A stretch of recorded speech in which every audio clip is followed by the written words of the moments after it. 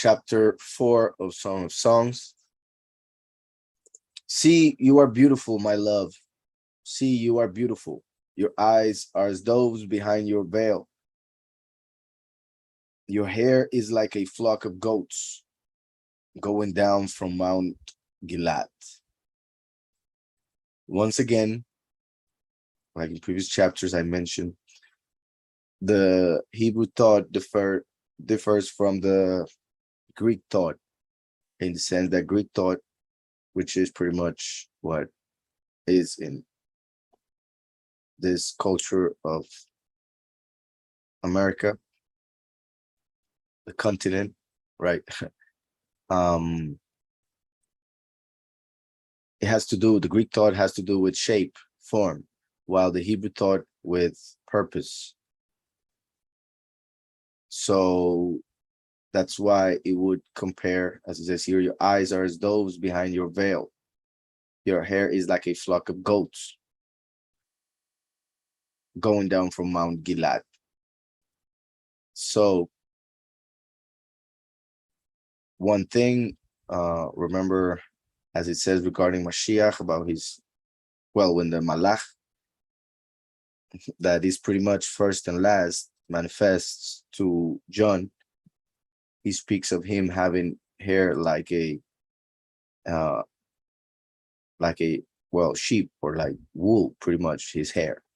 So interesting that it says here, your hair is like a flock of goats going down from Mount Gilad, which may have to do a little bit with that, but has to do with the beauty of seeing that mount filled with the goats that would bring so much pretty much pleasure, and also a type of wealth to the owner of the goats, of course. So your eyes are as doves. We already saw that in the previous chapters, if I'm not mistaken. And we know that doves represent purity, as in the Ruach, which came down as a dove. And remember, the dove is the name Yonah. So let me find it here. Right here. Yonim, in this case, for its plural. The Yonah. And remember that I always explain how Yonah had a life before the book of Yonah. And that life that is found in the tradition of Judaism, interestingly enough, reveals a representation of the coming of Yahushua the first. And the book connects with the second manifestation of Yahweh on this earth. So there would be two Yonim, in the sense of two manifestations of that prophecy represented by the prophet Yonah. That's why Mashiach said that the sign of Yonah will be given to the evil generation. So your eyes are as doves behind your veil. So that shows purity, innocence, that she has the Ruach HaKodesh as her soul. Your hair is like a flock of goats going down from Mount Gilad. Hair represents the veil, the covering of the Ruach as well. And as we know, the goats were one of the main animals that were sacrificed in the temple. Even in the main day, pretty much Pesach could be a goat of, well, a lamb is pretty much the son of the goat or the sheep, 1 year old. So Mashiach was also the male goat of Yom Kippur, when he was placed before the people, with Barabbas next to him, and they had to choose, and they chose Barabbas to be freed and Mashiach to be killed. That moment was like the time when in Yom Kippur they would throw lots, and one would be for the goat of Azazel and another one for the goat of Yahweh. So your hair is like a flock of goats going down from Mount Gilad. Your teeth are like a flock of shorn sheep, which have come up from the washing. and all of them bear twins, and no one loses her young. She has all her teeth. And not only that, all of them bear twins. Isn't it interesting that just like the face and the rest of the body is pretty much one half mirror, so the same with the teeth, right? Have two in the front that are brothers or the parents pretty much of the rest of the teeth, and every teeth on the right has a brother on the left that has the same position, just on the different side, right? So they are twins. Your teeth are like a flock of shorn sheep, so very white, which have come up from the washing. She just brushed her teeth. All of them bear twins, right? Half and half, and not one loses her young. She has all of them. Your lips are like a cord of scarlet. Also, well, remember what I was mentioning, doves, the connection with the Ruach, doves were sacrificed in the temple. Goats were sacrificed in the temple. I already mentioned that. And also sheep, right? So we see how it's mentioned in animals that were used in the temple to bring purity to the congregation. All of them bear twins. Oh, I already saw that. Your lips are like a cord of scarlet. Like the cord of scarlet that was used on Yom Kippur as well, that would turn white when Yahweh would accept the sacrifice. And your speech is lovely. That is so interesting and so important, right? A woman may be so beautiful, but when you may hear her speak, that counts so much. Obviously, it happens also with males, of course, like they may look very well, but when they do not what to say or how to speak becomes an issue. So we see that it mentions that, and your speech is lovely. Verse 3. Here it says, umid bareich, and your speech. But you see in the middle is the word dabar, as in, and your words, right? For she would be filled with the word of Yahweh, the Messiah, hadabar. So your lips are like a cord of scarlet, so they are red, right? And your speech is lovely.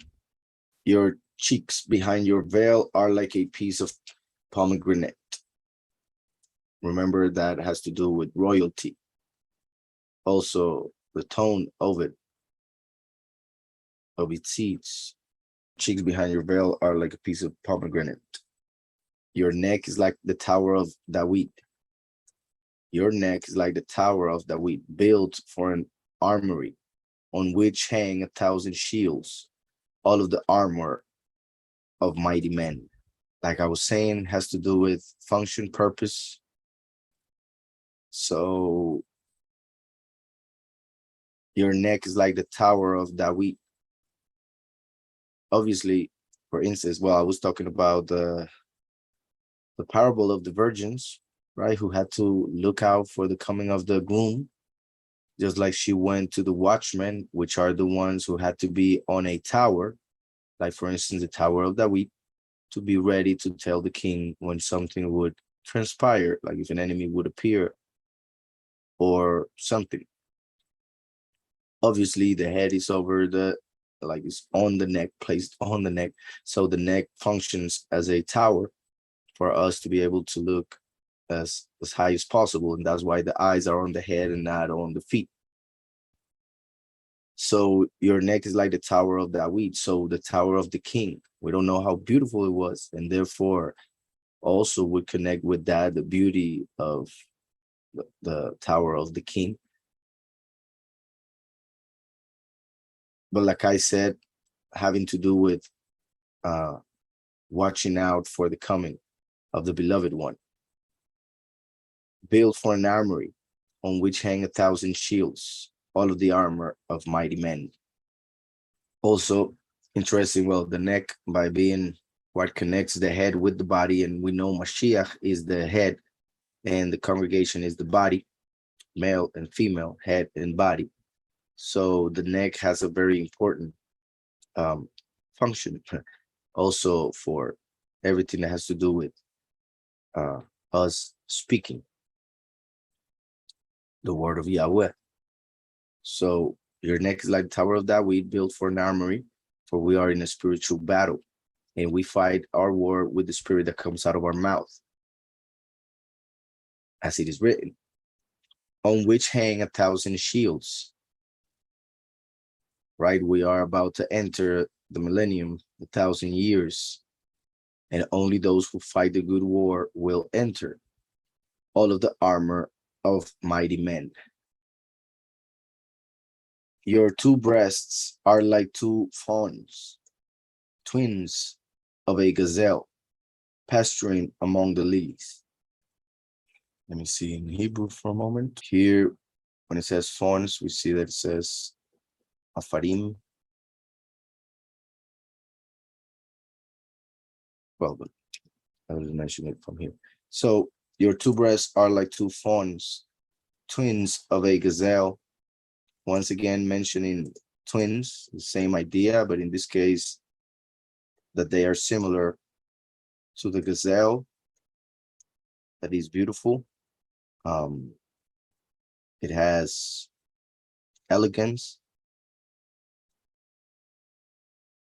And then also, let me see where I mentioned the gazelles for a moment. I guess it was the previous chapter, right?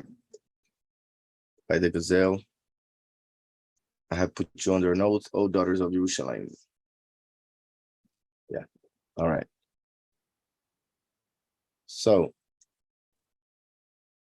your two breasts are like two fawns, twins of a gazelle, pasturing among the lilies. Right? Like, remember the lilies, Yahweh, Yahushua makes a connection with the clothing of Shlomo.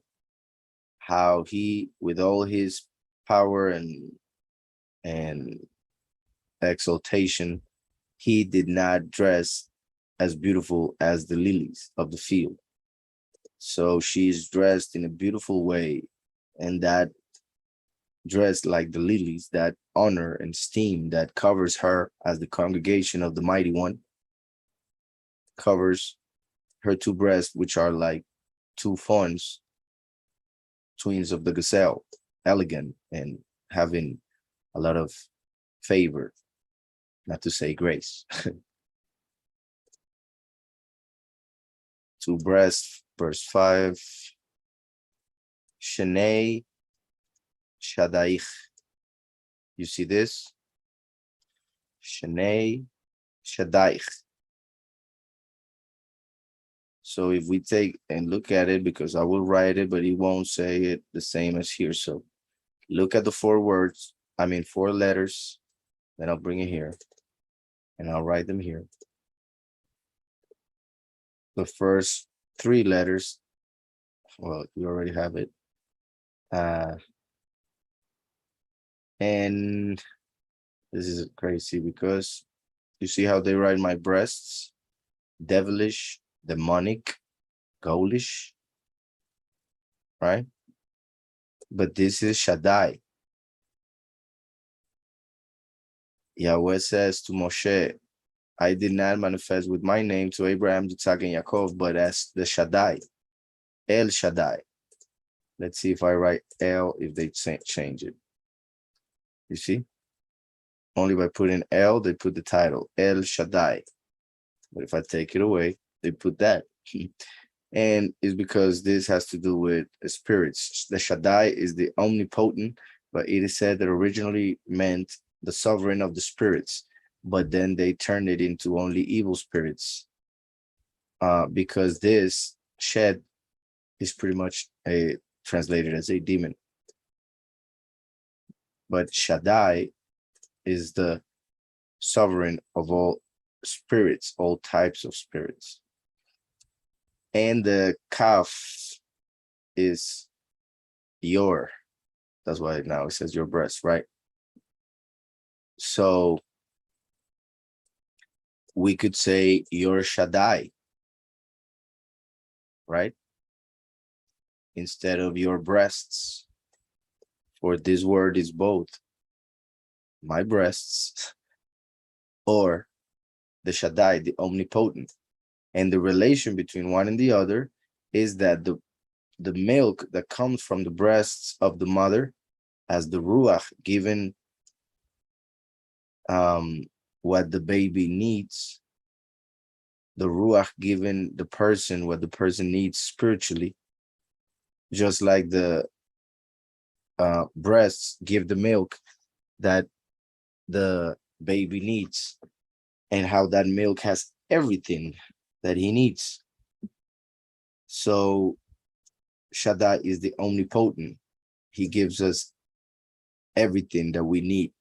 Interesting, because this could be interpreted as the two, your two Shaddais, as first and last. Or the second time, your Shaddai, like two Afarim. Afar, and let me look at this here. Afar, dry, well, powder, dust. You saw, and Yahweh Elohim formed man of the afar, of the ground. So isn't it interesting that when it is talking about the two breasts of the bride being the congregation filled with the Ruach HaKodesh, and the breast give the milk for the children, the milk which in the scripture represents the word of Yahweh, which gives us everything that we need to be fed with. Here we see that the two breasts can be interpreted also as two Shaddais, two omnipotent ones, as in the first and the last. Yahweh is one, but he himself says, I am the first and the last. So two who are your Shaddais, as two Afarim. We know those are the gazelles, but if we know that this word means dust and that the body of the human was made of dust, then Afarim, and its plural, can be taken as two bodies made of Afar. So Yahweh the Shaddai would come twice as two different bodies made of dust, Afar. Teomei Sebia. So your two breasts are like two fawns, twins of a gazelle. The Afarim were the fawns. I said gazelles, but it was fawns. Your two breasts are like two fawns. The gazelles are this ones right here. This is twins, Teomei, which is interesting as well, because remember Thomas means twin, and some say he looked very much like Mashiach, others say he just had a twin. So the fact that he was saying here two, and then twin connects with first and last, the two brothers who are twins, just like, well, we see a couple examples in scriptures of twins, like the ones that came from Tamar, which represent first and last, Peretz and Serach. So twins of the gazelle, Haroim, the gazelle, Haroim, pasturing among the lilies, Bashushanim. Remember how I mentioned how Shush, in this case, this word right here, Shin Bafshin, means joy, gladness. And also Shushan was the name of a place in the book of Esther. So also has a connection with it. And as I have mentioned, the lilies represent Israel itself. So if we can see this as the two witnesses, but I mentioned it already, and mainly it is first and last, the two manifestations of the Shaddai as two different bodies made of afar, remember, twins of Sebiah, and look how interesting as well. Sebiah, it ends with Yah of Yahweh. The Tzadeh is the righteous one in the house of Yah. Sebiah. The Tzadeh represents the righteous one, for it is a Tzaddik. In the house, the letter Bet of Yah. So the righteous one would come to the house as a pastor, as a shepherd.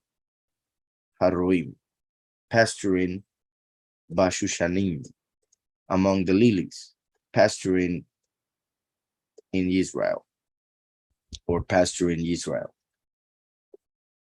I hope that was understood, because I do think it's very interesting, everything that can be seen in the Hebrew from this verse, if we kind of see other meanings of what those words could be.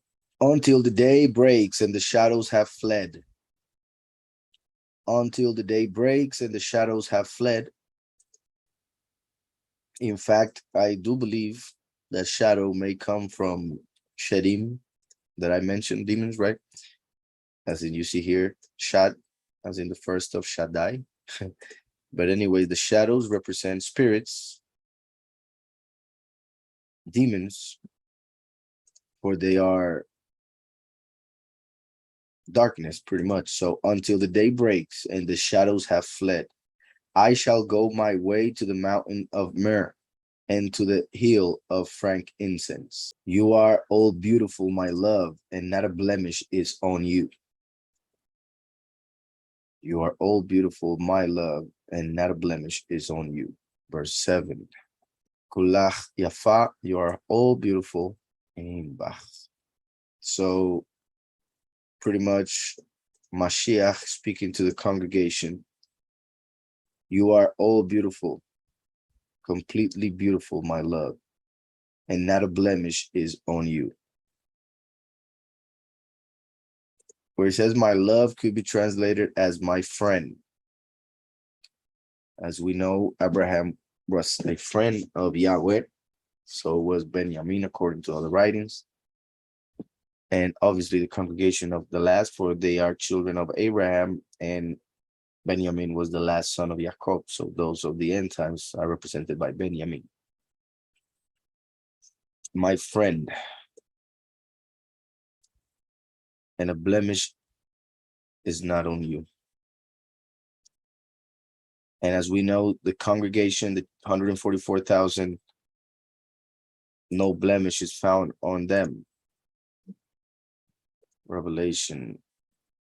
And in their mouth was found no falsehood, for they are blameless before the throne of Yahweh. So, you are all beautiful, my love, and not a blemish is on you. Come with me from Lebanon, my bride. Purity represented by Lebanon. Interesting that the brides of Jacob, Rachel and Leah, who represent the few and the many respectively, they both were daughters of Laban, which is also the root of Lebanon. So it is like going and taking his brides, the few and the many. Come with me from Lebanon, my bride, with me from Lebanon. And he says it twice, as in the few and the many. Come with me from Lebanon, my bride, with me from Lebanon. Look from the top of Amana, from the top of Shenid and Hermon, from the dens of lions, from the mountains of the leopards. Look from the top of Amana. Let me go and see those verses. I mean, those words here in the concordance. Shenid and Hermon. Snowy in association, if I'm not mistaken. Lebanon is already mentioned. Whiteness, to be white, spiritually, of course, having to do with purity. And you see how the root was Laban. Then we have Amana. Oh, well, this is interesting because it is very similar to Emunah. which is faithful. And now we have here Amana as support, right? Just like the faith supports us. And it comes from Amana, faith, support, short, certain.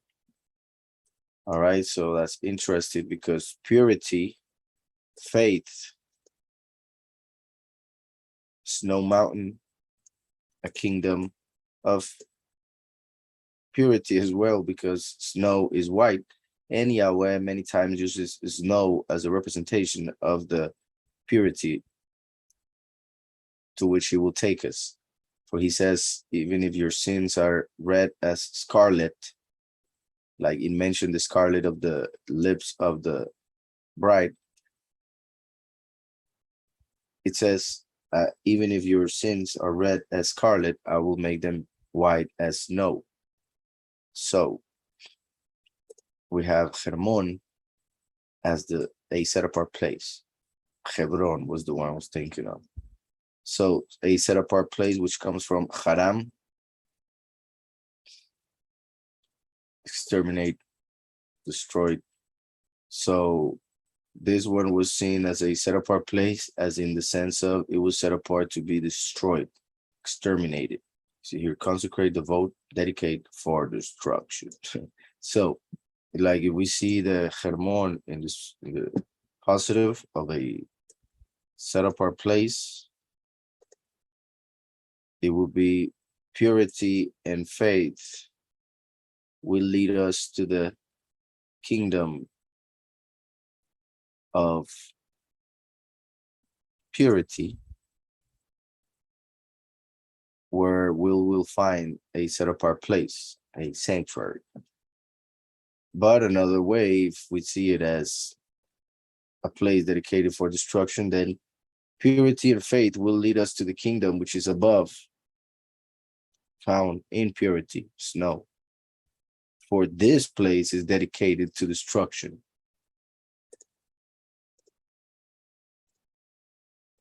This earth. So come with me from Lebanon, which is interesting. It's telling her, come, let's go. My bride with me from Lebanon. Look from the top, as in when the harvest happens, the chosen few will be on top on the firmament, singing the song of the Lamb and Moshe. Look from the top of Amanah or Emunah. Look from the top of the faith. From the top of Shenir, the mountain of snow, the kingdom. If a mountain can be seen as a dome, filled with snow can be seen as the mirror of, or the sea of glass that is found on Revelation 15. A sea in the sense that snow is frozen water pretty much.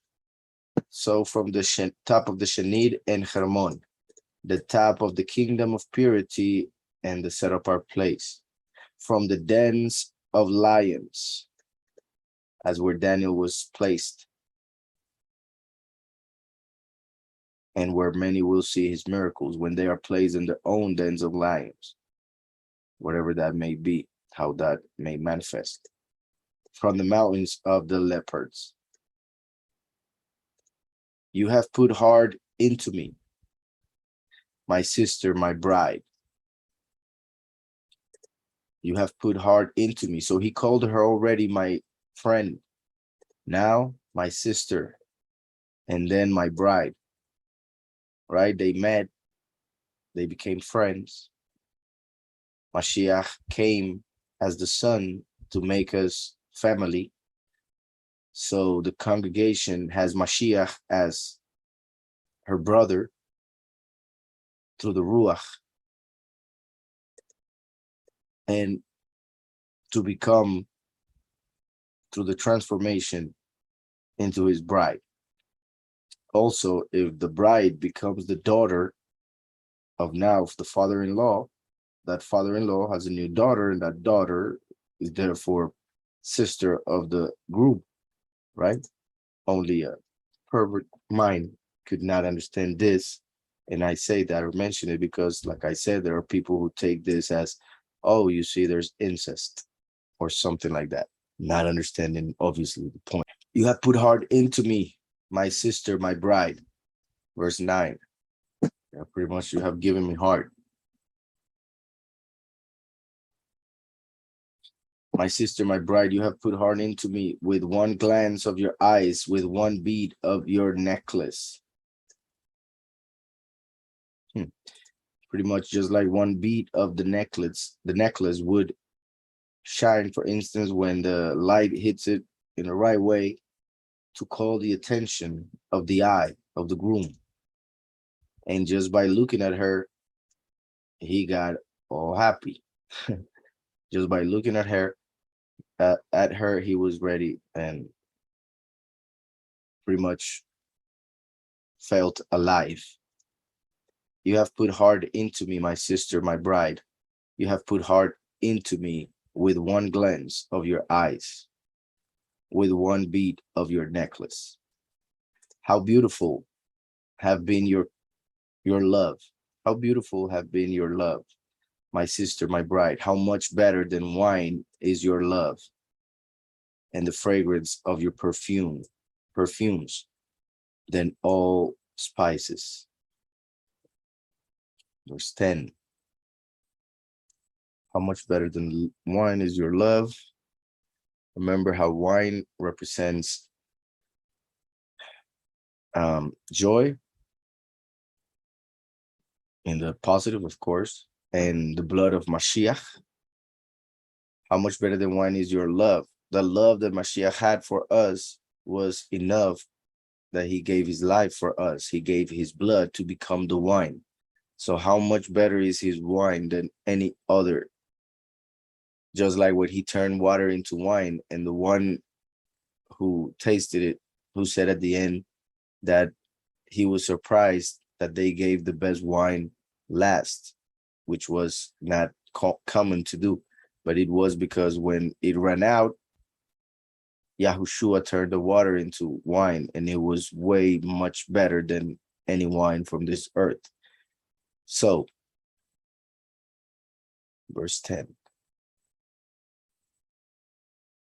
How beautiful is your love. You see how it says, Dodaich. Dod would be the same as David, and that is another type of love. That's why they are writing carnal love. But because of the verb they are using, it connects with the one who would come from David. My sister, my bride, how good is your love, more than wine, and your smell. And the smell of your oils, better than all oils. Remember that shemen represents the ruach, is oil, but it represents the ruach. So it is like saying, in the smell of your ruach, the ruach within you is way better than any other ruach, or it is the ruach hakodesh that is within the congregation. So it gives the best fragrance for the Father. Your lips, oh my bride, drip as the honeycomb. Right? Remember that the words of Yahweh are like honey, sweet as honey. So the word of Yahweh is what is dripping from her mouth, in the sense that that's what she speaks about. Your lips, oh my bride, drip as the honeycomb. Honey and milk are under your tongue. The words of Yahweh as honey and milk. Milk has to do with mercy, and Yahushua HaMashiach, the word of Yahweh, is as the milk, the name Yahushua. And honey is like the Torah. Sweet in the mouth, but bitter in the stomach. So justice and mercy, last and first, are under your tongue. And the fragrance of your garments is like the fragrance of Lebanon, of purity. A garden locked is my sister, my bride. A fountain locked, a spring sealed up, a spring sealed up. So she's filled with the ruach, with the word of Yahweh, which is the water of life, is within her. A spring sealed up. A garden locked is my sister, as in she's a virgin, and she has paradise within her. She is like a beautiful garden, like Eden, but she's locked. Not anybody can get her. A garden locked is my sister, my bride, a fountain locked, a spring sealed up. Your plants are an orchard of pomegranates with pleasant fruits, with henna, nard, and saffron, calamus and cinnamon, with all trees of frankincense, myrrh and aloes, with all chief spices. So, like I said, like paradise. Verse 13.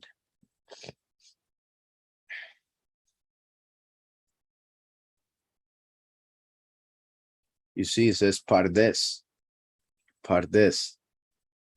which is a name for the Garden of Eden, a garden. And that is the first letter of Peshat, the first interpretation of the scriptures, Remes, Derash, and Sod, the 4 levels of interpretation of scriptures, from the most simple and literal to the most complex and the spiritual, the mysteries. Rimonim, the pomegranates, Imperi with the fruits. It says here, Megadim, Keparim, Im Neradim. Is talk about the nard, but the Megadim, the Kinamon, let's say, Lebanon, More, Yahushua, all right. So your plants are an orchard of pomegranates with pleasant fruits, with henna, nard, and saffron, calamus, and cinnamon, with all trees of frankincense, myrrh, and aloes, with all cheap spices. Here, caneh, which appears there as calamus, which was one of the ingredients of the oil. Well, several of those ingredients of the oil to anoint the kings and the priests, and therefore turning them into Mashiachs, right? For Mashach means to anoint, and several of these were the needed ingredients for that oil. A garden spring, a well of living waters and streams from Lebanon. A garden spring, a well of living waters and streams from Lebanon. Water of life, a stream of purity, the Ruach HaKodesh within her. Awake, O north wind, and come, O south. Blow upon my garden, north and south, right and left. The arms of the Ruach, right and left. Let its spices flow out. Let my beloved come to his garden and eat its pleasant fruits. So he's pretty much saying that she's hoping that the wind will bring her groom for them to be intimate. So just like the Ruach will bring the manifestation of the last for the congregation to unite. Just like the wind would bring the pleasant fragrance of the perfume so that the men may smell and look for the woman. So that's how the chapter ends.